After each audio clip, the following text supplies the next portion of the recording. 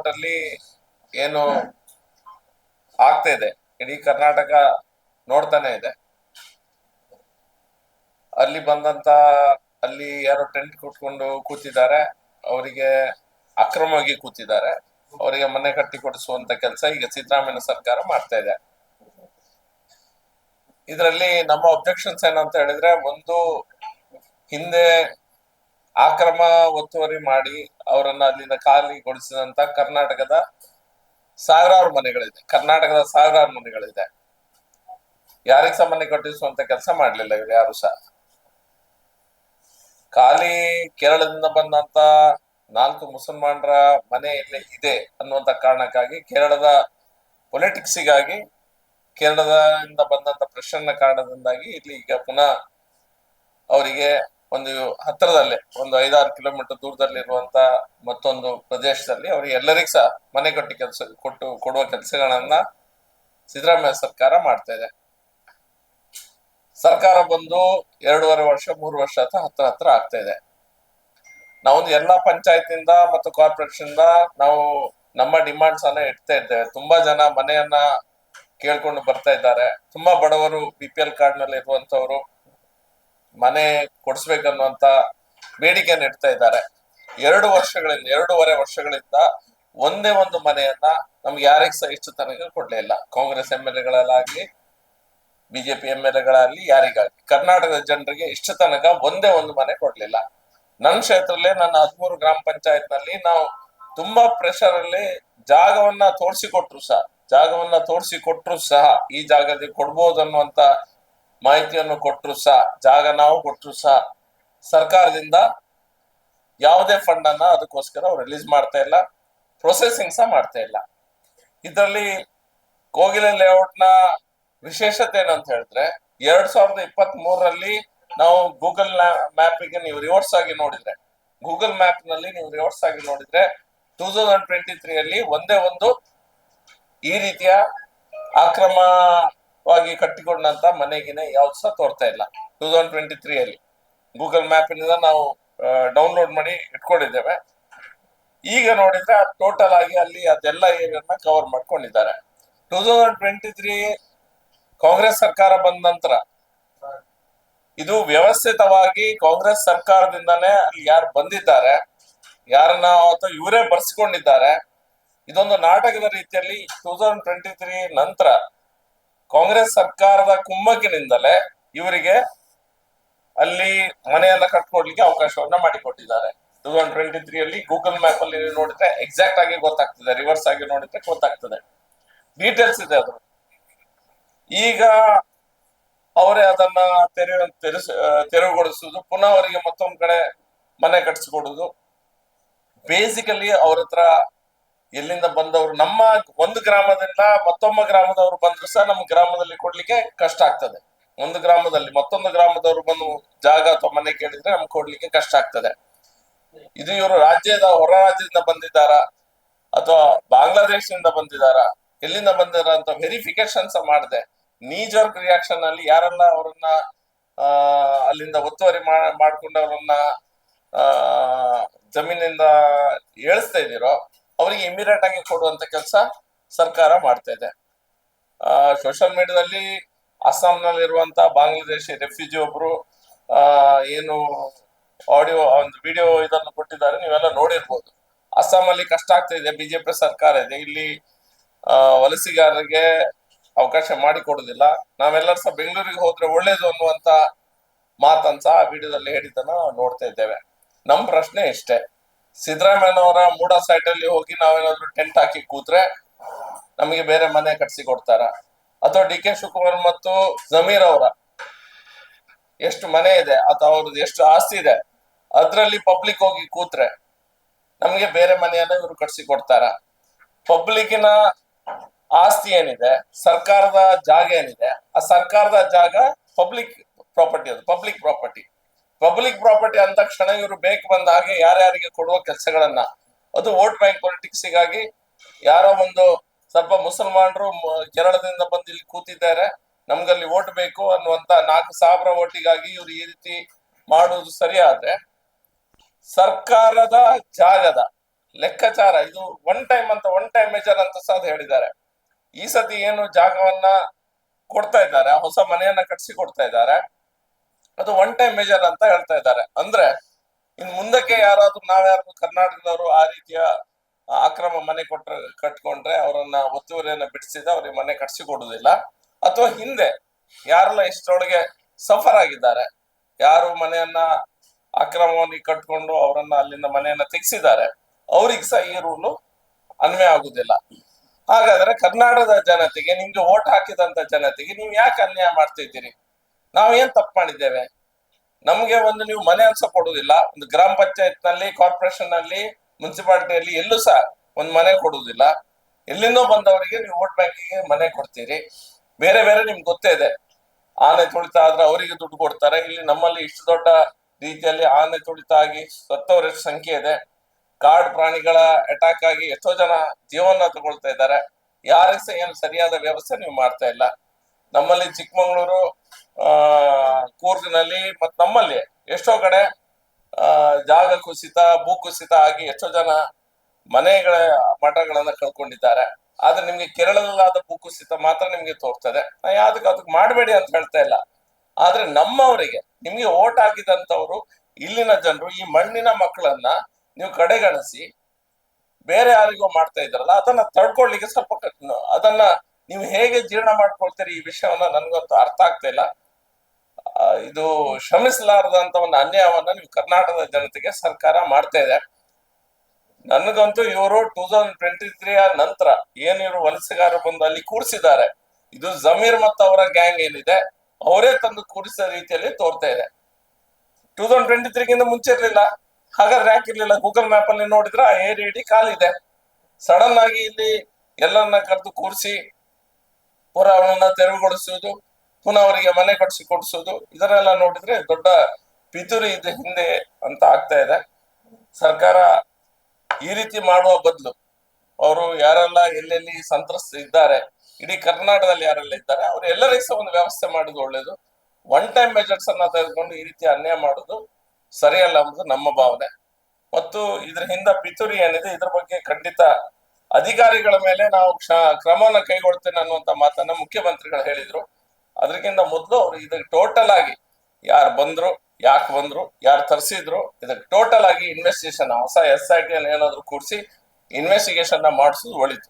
ಯಾಕಂದ್ರೆ ನಮ್ಮ ದೇಶದ ಅಖಂಡತೆಗೆ ಮತ್ತು ಸಾರ್ವಭೌಮತೆಗೆ ಇದು ಪೆಟ್ಟು ತರುವಂತ ಕೆಲಸ ಅಧಿಕಾರಿಗಳು ಮಾಡಿದ್ದಾರ ಅಥವಾ ರಾಜಕಾರಣಿಗಳು ಮಾಡಿದ್ದಾರ ಅನ್ನೋದ್ರ ಬಗ್ಗೆ ಸರಿಯಾದ ತನಿಖೆ ಮಾಡ್ಬೇಕಂತ ಅವಶ್ಯಕತೆ ಇದೆ.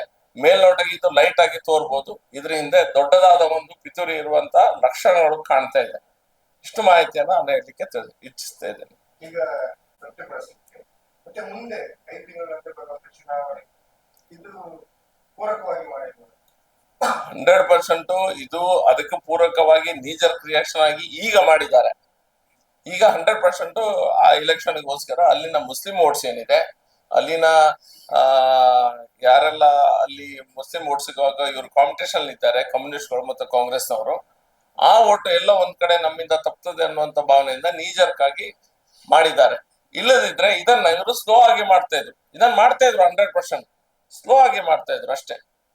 2023 ನಂತರನೇ ಇವರೆಲ್ಲ ಬಂದಿದ್ರು. ಕೇಳಿದ್ರೆ 15 ವರ್ಷ 20 ವರ್ಷ ಅಂತ ಹೇಳ್ತಾ ಇದ್ದಾರೆ. ಕೆಲವು ಮನೆಗಳು ಇದ್ದಿರ್ಬೋದು, ಆದ್ರೆ ಟೋಟಲ್ ಆಗಿ ನೀವು ಅದನ್ನ ಗೂಗಲ್ ಪಿಕ್ಚರ್ ಅನ್ನ ನೋಡಿದ್ರೆ, ಗೂಗಲ್ ಮ್ಯಾಪಿನ ಪಿಕ್ಚರ್ಸ್ ನೋಡಿದ್ರೆ 2023 ಮುಂಚೆ ಅಷ್ಟು ಇಲ್ಲ. ಇವರೇ ತರಿಸಿದ್ದಾರೆ. ಇವ್ರ ಸರ್ಕಾರನ ಬಂದ ನಂತರನೇ ಇವರೆಲ್ಲ ಬಂದಿದ್ರು. ಈಗ ಪಕ್ಷದ ವತಿಯಿಂದ ಮಾತಾಡ್ತಾ ಇದ್ದಾರೆ. ನಾವು ಪರ್ಸನಲ್ ಆಗಿ ಸಹ 3-4 ಗಂಟೆ ಹತ್ರ ನಾವು ಆಲ್ರೆಡಿ ಇವಾಗ ಮಾತಾಡ್ತೇವೆ. ಲೀಗಲ್ ಸ್ಟ್ಯಾಂಡಿಂಗ್ ಹೇಗಿರ್ತದಂತೆ, ಬಿಕಾಸ್ ಒಂದು ರೆವಿನ್ಯೂ ಡಿಪಾರ್ಟ್ಮೆಂಟ್ ಗೆ ಸಂಬಂಧಪಟ್ಟದ್ದು ಎಲ್ಲ ಜಾಗ ಎಲ್ಲ ಇದೆ. Owner is the revenue department. ಒಂದು ಜಿಲ್ಲೆಯಲ್ಲಿ DC is incharge, he has to take care of the lands. ಅಲ್ಲಿ ಅದು ಹೇಗೆ ಮಾಡ್ತಾ ಇದ್ದಾರೆ, ಒನ್ ಟೈಮ್ ಮೆಜರ್ ಮಾಡ್ಲಿಕ್ಕೆ ಅವಕಾಶ ಉಂಟಾ ಇಲ್ವಾ ಅದನ್ನು ನೋಡ್ಬೇಕು. ಲೀಗಲಿ ಕ್ಯಾಬಿನೆಟ್ ಒಂದು ಡಿಸಿಷನ್ ತೆಗಿಲಿಕ್ಕೆ ಅವಕಾಶ ಇರ್ತದೆ ಈ ರೀತಿಯಾಗಿ. ಆದ್ರೆ ನೀವು ಒಂದು ಕಣ್ಣಿಗೆ ಸುಣ್ಣ ಒಂದು ಕಣ್ಣಿಗೆ ಬೆಣ್ಣೆ ಹಚ್ಚುವ ಕಾರ್ಯಕ್ರಮ ಏನ್ ಮಾಡ್ತಾ ಇದ್ರಿ. ಅದ್ರ ಒಂದ್ ವೇಳೆ ಲೀಗಲ್ ಸ್ಯಾನಿಟಿ ಇದ್ರು ಸಹ, ಲೀಗಲಿ ನಿಮ್ಗೆ ರೆಸ್ಕ್ಯೂ ಆದ್ರೂ ಸಹ, ನೀವು ಈ ಪಾಯಿಂಟ್ ಅಲ್ಲಿ ರೆಸ್ಕ್ಯೂ ಆದ್ರೂ ಸಹ ಉಳಿದವರಿಗೆ ಯಾಕೆ ಅನ್ಯಾಯ ಮಾಡ್ತಾ ಇದ್ರಿ? ನಮ್ಮಲ್ಲಿ ಎಷ್ಟು ಜನ ಇದ್ದಾರೆ? ನೀವು ಎಲ್ಲೋ ನೀವು ಮುಖ್ಯವಾಗಿ ಮತ್ತೊಂದು ಪಾಯಿಂಟ್ 94C ಮತ್ತು 94CC ಅನ್ನ ಇನ್ನೂ ಸಹ ಸರ್ಕಾರ ಓಪನ್ ಮಾಡ್ಲಿಲ್ಲ. ಎಷ್ಟೋ ಜನ ಗೌರ್ಮೆಂಟ್ ಜಾಗದಲ್ಲಿ ಬೇರೆ ಬೇರೆ ಕಡೆ ಹಳ್ಳಿಗಳಲ್ಲಿ ಬೇರೆ ಕಡೆಯಲ್ಲಿ ಮನೆ ಇಲ್ಲದವರು ಮನೆ ಕಟ್ಟಿಕೊಂಡು ಕೂತ್ಕೊಂಡಿದ್ದಾರೆ. 94CCC ಅಪ್ರೂವ್ ಓಪನ್ ಮಾಡಿದ್ರೆ ಅವರಿಗೆ ಅಪ್ಲೈ ಮಾಡ್ಲಿಕ್ಕೆ ಅವಕಾಶ ಸಿಗ್ತದೆ. ನೀವು ಅಪ್ಲೈ ಮಾಡ್ಲಿಕ್ಕೆ ಇಡೀ ಕರ್ನಾಟಕದವರಿಗೆ ಎಲ್ಲೂ ಸಹ ಅವಕಾಶ ಮಾಡಿ ಕೊಡ್ತಾ ಇಲ್ಲ. ಆದ್ರೆ ಕೇರಳದಿಂದ ಬಂದಂತ ಅಥವಾ ಬಾಂಗ್ಲಾದೇಶ ಬಂದಂತ ಮುಸಲ್ಮಾನರು ಯಾರಿದ್ದಾರೆ ಅವರಿಗೆ ನೀವು ಇಮಿಡಿಯೇಟ್ ಆಗಿ ಮನೆ ಕಟ್ಟಲಿಕ್ಕೆ ರೆಡಿ ಮಾಡ್ತೀರಿ. ಕರ್ನಾಟಕದವರಿಗೆ ನನ್ನ ಏರಿಯಾದಲ್ಲಿ ನನ್ನ ಕ್ಷೇತ್ರದಲ್ಲಿ 2.5 ವರ್ಷಗಳಲ್ಲಿ ನೋಡಿ ವಲಸಿಗರು ಬಂದು ಯಾರು ಇದ್ದಾರೆ ಮೇಲ್ನೋಟಕ್ಕೆ ಏನ್ ತೋರ್ತಾ ಇದೆ, ಕೇರಳದಿಂದ ಬಂದಂತವ್ರು ಅಲ್ಲಿ ಇದ್ದಾರೆ. ಯಾಕಂದ್ರೆ ಕೇರಳದ MP, ಕೇರಳದ MLA, ಎಕ್ಸ್ ಮಿನಿಸ್ಟರ್, ಅದು ಅವ ಪೋಸ್ಟ್ ಹಾಕ್ತಾ, ಆ ವ್ಯಕ್ತಿ ಪೋಸ್ಟ್ ಹಾಕಿದ್ದಾನೆ ಏನಂದ್ರೆ I am visiting the Gaza strip of Bangalore, Karnataka. ಒಬ್ಬ MLA, ಇಲ್ಲಿನ MLA, ಕೇರಳದ MLA ಕರ್ನಾಟಕ ಬರುವಾಗ ಸೋಷಿಯಲ್ ಮೀಡಿಯಾದಲ್ಲಿ ಪೋಸ್ಟ್ ಹಾಕ್ತಾನೆ, ಮಲಯಾಳಿಯಲ್ಲಿ ಹಾಕಿದ್ದಾನೆ, ನಾನು ಕರ್ನಾಟಕದ ಗಾಜಾ ಸ್ಟ್ರಿಪ್ ಅನ್ನ ವಿಸಿಟ್ ಮಾಡ್ಲಿಕ್ಕೆ ಹೋಗ್ತಾ ಇದ್ದೇನೆ ಅಂತ. ಅಷ್ಟು ಅಸಡ್ಡೆ ಇವರಿಗೆ. ಹಿಂದೆ ಮಿನಿಸ್ಟರ್ ಆಗಿದ್ರಂತ ಜಮೀಲ್, ಡಾಕ್ಟರ್ ಜಲೀಲ್ ಎನ್ನುವ ಒಂದು ವ್ಯಕ್ತಿ ಅಷ್ಟು ಬೆದಮ್ಮಾಗಿ ಬಾಯಿ ಬಂದಾಗೆ ಮಾತಾಡ್ತಾರೆ ಇವರೆಲ್ಲ ಸೋಷಿಯಲ್ ಮೀಡಿಯಾದಲ್ಲಿ. ನಮ್ ಸರ್ಕಾರ ಕೈ ಕೊಟ್ಕೊಂಡು ಕೂತ್ಕೊಂಡಿದೆ. ಇವರಿಗೆ ಯಾವ ಕೇರಳದವರಿಗೆ ಯಾವ ಅಧಿಕಾರ ಇಲ್ಲಿ ಕರ್ನಾಟಕದಲ್ಲಿ MP ಗಳು MLA ಗಳು ಅಂತ ಪ್ರಶ್ನೆ ಮಾಡ್ಲಿಕ್ಕೆ? ನೋಡಿ, ಅವರು ಅವ್ರ ಮೇಲೆ ಕೇಸ್ ಹಾಕುವುದಂತೂ ಇಲ್ವೇ ಇಲ್ಲ. ಯಾಕಂತ ಹೇಳಿದ್ರೆ ಅವನ ಹೆಸರೇ ಜಲೀಲ್. ಜಲೀಲ್ ಮೇಲೆ ಕೇಸ್ ಹಾಕುವುದಿಲ್ಲ ಇವರು. ಅವನ ಹೆಸರು ರಾಮ, ಧೂಮ, ಸೋಮ, ಭರತ್, ವೇದವ್ಯಾಸ ಇದ್ರ ಹಾಕ್ತಾರೆ. ಹೊರಗಿನ MLA ಗಳು ಏನ್ ಬಂದು ಹಾಕ್ಬೇಕು, ಆಕ್ಚುಲಿ ಅವ್ರ ಮೇಲೆ ಹಾಕ್ಬೇಕು, ಅವ್ರ ಮೇಲೆ ಕೇಸ್ ಹಾಕ್ಬೇಕು. ನೀವು ಯಾವ ದೃಷ್ಟಿಕೋನದಿಂದ, ಯಾವ ಒಂದು ಯೋಚನೆಯಿಂದ ನೀವು ಆ ಮಾತನ್ನ ಹೇಳಿದ್ರಿ? ಗಾಜಾ ಸ್ಟ್ರಿಪ್ ಆಫ್ ಕರ್ನಾಟಕ ಅಂತ ಹೇಳ್ತಾರೆ. ನಮ್ಮ ಕರ್ನಾಟಕದ ಮುಖ್ಯಮಂತ್ರಿಗಳು, ಉಪಮುಖ್ಯಮಂತ್ರಿಗಳು, ಜಮೀರ್ ಅಹಮದ್ ಇರ್ಬೋದು, ಎಲ್ಲರ ಸಹ ಕೈ ಕೊಟ್ಕೊಂಡು ತಲೆ ಆಡಿಸ್ತಾ ಇದ್ದಾರೆ. ವೇಣುಗೋಪಾಲ್ ಅವರ ಪ್ರೆಷರ್ ಇದೆ ಅನ್ನುವಂತ ಕಾರಣಕ್ಕಾಗಿ ಇವರು ಟೋಟಲ್ ಆಗಿ ಇವರ ಸ್ಟ್ಯಾಂಡ್ ಅನ್ನ ಬದಲಾಯಿಸಿಕೊಂಡಾಗಿದೆ. ಹೊಸ್ತೇನ್ ಮನೆ ಕಟ್ಟಿ ಕೊಡ್ತಾ ಇದ್ದಾರೆ, ಹೊಸ್ತೇನ್ ಮನೆ ಕಟ್ಟಿ ಕೊಡ್ತಾ ಇದ್ದಾರೆ, ಜಮೀರ್ ಮಾಡಿಸುದು. ಈಗ ಹೊಸ ಮನೆಯನ್ನ ಭೈರಪ್ಪನಹಳ್ಳಿಯಲ್ಲಿ ಏನು 7 ಕಿಲೋಮೀಟರ್ ದೂರದಲ್ಲಿ ಇದ್ದಾರೆ. ಈಸ್ ಆಲ್ಸೋ ಇನ್ವಾಲ್ಡ್ ಅಲ್ಲ. ಯಾವುದೇ ಡಾಕ್ಯುಮೆಂಟ್ಸ್ ಇಲ್ಲದೆ, ಅವ್ರ ವೆರಿಫಿಕೇಶನ್ ಸಹ ಇಲ್ಲದೆ ಅವರು ಹೀಗೊಂದು ಬ್ಲಾಂಕೆಟ್ ರೂಲ್ ಅನ್ನ ತಂದು ಅಲ್ಲಿ ಯಾರಿದ್ದಾರೆ ಅವರಿಗೆ ಪುನಃ ಮನೆ ಕಟ್ಸಿಕೊಡ್ಬೇಕು ಅನ್ನುವಂತ ಆರ್ಡರ್ ಅನ್ನ CM ಕೊಟ್ಟಿದ್ದಾರೆ. ಅದಕ್ಕೋಸ್ಕರ ನಾವು ಇದಕ್ಕೆ ಲೀಗಲ್ ಆಗಿ ಇದ್ರ ಮುಂದೆ ಹೋಗ್ತಾ ಇದ್ದೇವೆ. ಲೀಗಲ್ ಆಗಿ ಅವರ ಹತ್ರ ಏನುಂಟು ಏನಿಲ್ಲ, ಕ್ಯಾಬಿನೆಟ್ ಗೆ ಒಂದು ಅವಕಾಶ ಇರ್ತದೆ ಈ ರೀತಿಯಾಗಿ ಒಂದು ಡಿಸಿಷನ್ ತೆಗಿಲಿಕ್ಕೆ. ಬಟ್ ಒನ್ ಟೈಮ್ ಮೆಜರ್ ಅಂತ ತೆಗೆಯೋದುಂಟ, ಅಲ್ಲಿ ಪಾಯಿಂಟ್ ಇರೋದಲ್ಲಿ one time single time measure ಅಂತ ಏನ್ ತೆಗಿತಿದ್ದಾರೆ, ಅದಕ್ಕೆ ಲೀಗಲ್ ಸ್ಯಾಂಟಿಟಿ ಉಂಟಾ ಇಲ್ವಾ ಅಂತ ನೋಡ್ಬೇಕು. ನೋಡಿ, ಜಮೀರು ಮಿನಿಸ್ಟರ್ ಆಫ್ ಇದು ಹೌಸಿಂಗ್ ಮಿನಿಸ್ಟರ್. ನಮ್ಮಲ್ಲಿ ಎಲ್ಲಾದ್ರೂ ಜಾಗ ಒತ್ತುವರಿ ಅದು ಇದೆಲ್ಲ ಆದಂತ ಸಂದರ್ಭದಲ್ಲಿ ಅದು ಕಾರ್ಪೊರೇಷನ್ಗೆ ಇಟ್ಟಂತ ಜಾಗ, ಕಾರ್ಪೊರೇಷನ್ಗೆ ವೇಸ್ಟ್ ಡಿಸ್ಪೋಸಲ್ ಮತ್ತು ಬೇರೆ ಎಲ್ಲ ಮಾಡ್ಲಿಕ್ಕೆ ಇಟ್ಟಂತ ಜಾಗ, ದೇ ಆರ್ ಡೈರೆಕ್ಟ್ಲಿ ರೆಸ್ಪಾನ್ಸಿಬಲ್. ಯಾರು? ಇವರೆಲ್ಲ ಸರ್ ಹೌಸಿಂಗ್, ಅದು ಯಾರಾದ್ರೂ ಇಲ್ಲಿಗಲಿ ಹೌಸ್ ಮಾಡಿದ್ರೆ ಅಥವಾ ರೆವಿನ್ಯೂ ಅವರು ಮತ್ತೆ ಕೃಷ್ಣ ಬೈರೇಗೌಡರು ಸಹ totally responsible for this. Zameer ಅಷ್ಟೇ ಅವರು ರೆಸ್ಪಾನ್ಸಿಬಿಲಿಟಿ ಇದೆ. ಅವರು ಅಲ್ಲಿ ಬಂದು 23 ತನ ಅವ್ರು ಬಂದು ಜಮೀರ್ ಅವ್ರನ್ನ ಅಲ್ಲಿ ರಿಹಾಬಿಲಿಟ್ ಮಾಡಿದ್ದು Zameer is one of the person 100%. Zameer ಮತ್ತು ಅವರ ಗ್ಯಾಂಗ್ ಏನಿದೆ ಅವರೆಲ್ಲ ಕಾಂಟ್ಯಾಕ್ಟ್ ಆಗಿದ್ದಾರೆ. ಅವರನ್ನೆಲ್ಲ ಈಗ ಯಾರೆಲ್ಲ ಬರ್ತಾ ಇದ್ದಾರೆ ಅವರೆಲ್ಲ ಇವ್ರ ಹತ್ರ ಮಾತಾಡಿಯೇ ಬರುದು. ನಾನು ಅದಕ್ಕೆ ಹೇಳ್ತಾ ಇದ್ದೇನೆ, ಈಗ ಸೋಷಿಯಲ್ ಮೀಡಿಯಾದಲ್ಲಿ ಜಮೀರ್ ಹೆಸರು ಬರ್ತಾ ಇದೆ, ಮತ್ತೊಬ್ಬರ ಹೆಸರು ಬರ್ತಾ ಇದೆ, ಎಲ್ಲರ ಹೆಸರು ಬರ್ತಾ ಇದೆ. ನೀವು ಇನ್ವೆಸ್ಟಿಗೇಷನ್ ಅನ್ನ ಮಾಡಿಸಿ ಅಂತ ಹೇಳ್ತಾ ಇದ್ದೇನೆ. ಈಗ ಜಮೀರು ಮಾಡಿದಾರಂತ ನನ್ನ ಹತ್ರ ಸಹ ಜಮೀರ್ ಏನು ಫೋನ್ ಮಾಡಿ ಹೇಳಲಿಲ್ಲ ನಾನ್ ಮಾಡಿದಂತ. Obviously I need a investigation. 23ಗಿಂತ ಮುಂಚೆ ಇಲ್ಲದಂತ ಈ ವ್ಯವಸ್ಥೆ ಕಾಂಗ್ರೆಸ್ ಸರ್ಕಾರ ಬಂದ ಕೂಡಲೇ ಇಷ್ಟು ಜನ ವಲಸಿಗರು ಹೇಗೆ ಒಂದು ಜಾಗದಲ್ಲಿ ಬಂದು ಕೂತ್ಕೊಳ್ತಾರೆ? ಹಿಂದಿನ ಏನ್ ಷಡ್ಯಂತ್ರ ಇದೆ ಇದರಿಂದ? ಯಾರು ಇದಕ್ಕೆ ಕುಮ್ಮ ಕೊಡ್ತಾ ಇದ್ದಾರೆ? ಇದರೆಲ್ಲ ಬಗ್ಗೆ ಇನ್ವೆಸ್ಟಿಗೇಷನ್ ಆಗ್ಲೇಬೇಕು. This is not a small matter. 100 ಜನರ 150 ಜನ ಅಂತ ಹೇಳಿದ್ರೆ ಫ್ಯಾಮಿಲಿಗಳಂತ ನಮ್ಗೆ ಸಣ್ಣದಾಗಿ ತೋರ್ಬೋದು. ಆದ್ರೆ ಇದು ವ್ಯವಸ್ಥಿತ ಆಗಿ ಅವ್ರು ಟೆಸ್ಟ್ ಮಾಡ್ತಾ ಇದ್ದಾರೆ. ಸರ್ಕಾರ ಏನ್ ಮಾಡ್ತಾ ಇದೆ ಮುಂದೆ, ಹೌ ಸರ್ಕಾರ ರಿಯಾಕ್ಟ್ ಮಾಡ್ತದೆ ಇದಕ್ಕೆ, ಸುಮ್ಮನೆ ಇರ್ತಾರ? ಈಗ ಪಾಸಿಟಿವ್ ಆಗಿದೆ ಅವರಿಗೆ. ಪಾಸಿಟಿವ್ ಆಗಿ ಸರ್ಕಾರ ಸಹ ರೆಸ್ಪಾಂಡ್ ಮಾಡ್ತಾ ಇದೆ. ತೆಗ್ಸಿದ್ರು ಮತ್ತೊಂದ್ ಕಡೆ ಮನೆ ಕಟ್ಸಿ ಕೊಡ್ತಾ ಇದ್ದಾರೆ.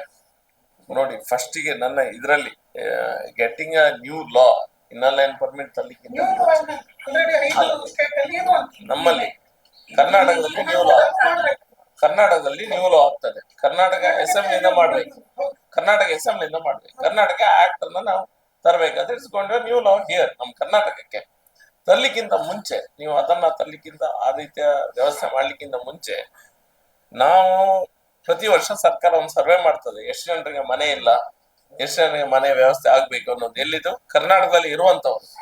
ನೀವು ಕರ್ನಾಟಕದಲ್ಲಿ ಇರುವಂತವರ ಫಸ್ಟ್ ಗೆ ನೀವು ಅವರ ವ್ಯವಸ್ಥೆಯನ್ನ ಮಾಡಿ, ಅವರ ಸರ್ವೆಯನ್ನ ಮಾಡಿದ್ರೆ ನಮ್ಗೆ ಎಕ್ಸಾಕ್ಟ್ ಆಗಿ ಗೊತ್ತಾಗ್ತದೆ ಎಷ್ಟು ಜನರಿಗೆ ಮನೆ ಇಲ್ಲ, ಎಷ್ಟು ಜನರಿಗೆ ಮನೆ ಇದೆ, ಎಷ್ಟು ಜನ ಸಮಸ್ಯೆಯಲ್ಲಿದ್ದಾರೆ, ಎಷ್ಟು ಜನ ಬಾಡಿಗೆ ಇದೆಲ್ಲ ಇದೆ, ಲೆಕ್ಕಾಚಾರ ಸಿಗ್ತದೆ.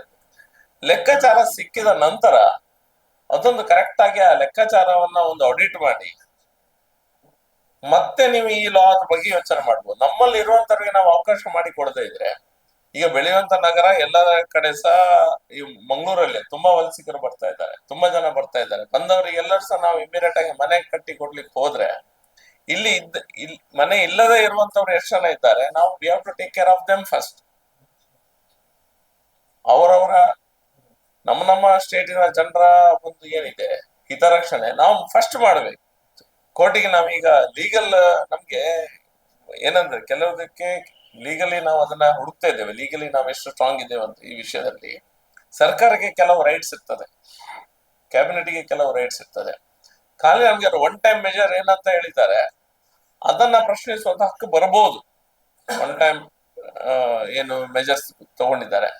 ಎರಡನೇದಾಗಿ ಅವರ ಡಾಕ್ಯುಮೆಂಟ್ ಪರೀಕ್ಷೆ ಅದು ಇದೆಲ್ಲ ಏನು ನೀಜರ್ಕಾಗಿ ಕೊಟ್ಟಿದ್ದಾರೆ. ಬಟ್ ಈಗ ಮನೆ ಕೊಡುವಂತ ಸಂದರ್ಭದಲ್ಲಿ ಡಾಕ್ಯುಮೆಂಟ್ ಚೆಕಿಂಗ್ ಮಾಡ್ಲೇಬೇಕಾಗ್ತದೆ.